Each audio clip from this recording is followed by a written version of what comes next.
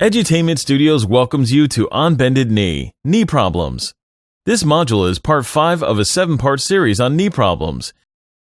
Although a knee problem is often caused by an injury to one of the 3 bones, ligaments, tendons, cartilage, or to the bursae, it may have another cause. Some people are more likely to develop knee problems than others. Many jobs, sports, and recreation activities, getting older, or having a disease such as osteoporosis or arthritis increase your chances of having problems with your knees. In this course, the objective is to help you know some common knee problems that involve the tendons. There are 3 main types of tendon injuries and disorders: tendinitis and ruptured tendons, Osgood-Schlatters Disease, and Iliotibial Band syndrome. Tendinitis is an inflammation of the tendon, which is a flexible band of tissue that connects the muscles to the bones. The pull of the muscles is transmitted to the bone by the tendons, which allows movement. When the tendons are inflamed, the pulling action of the muscle is impaired, and movement becomes painful. There are several large tendons around the knee area. When one or more of them becomes inflamed, this is called knee tendinitis. Although fairly uncommon, a tendon rupture can be a serious problem and may result in excruciating pain and permanent disability if untreated. Each type of tendon rupture has its own signs and symptoms, and can be treated either surgically or medically, depending on the severity of the rupture and the confidence of the surgeon. Osgood-Schlatters disease is a common cause of knee pain in growing adolescents.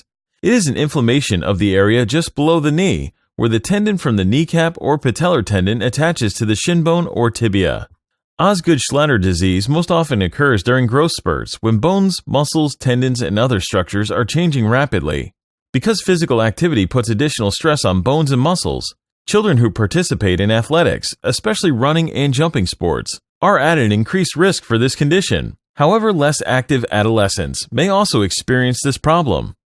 In most cases, simple measures like rest, over-the-counter medication, and stretching and strengthening exercises will relieve pain and allow a return to daily activities. Iliotibial Band syndrome, or ITBS, or IT band syndrome, is an overuse injury of the connective tissues that are located on the lateral or outer part of your thigh and knee. It can cause pain and tenderness in those areas, especially just above the knee joint. ITBS is the most common cause of lateral knee pain in runners and bicyclists. The iliotibial band is a thick band of fascia, or tissue that begins at the iliac crest, in your pelvis, runs down the lateral or outer part of the thigh, and crosses the knee to attach into the top part of the tibia or shin bone. It forms the tensor fascia lata and 2 of the gluteal muscles in the buttock, and then stretches across the knee. The iliotibial, or IT band, helps stabilize the outside part of your knee through its range of motion. The iliotibial band is one of the hip abductor muscles, moving the hip away from the midline. It also helps with both knee flexion and extension. Please feel free to investigate these sites and others for more information, and remember to bring any concerns or questions in to discuss with your doctor.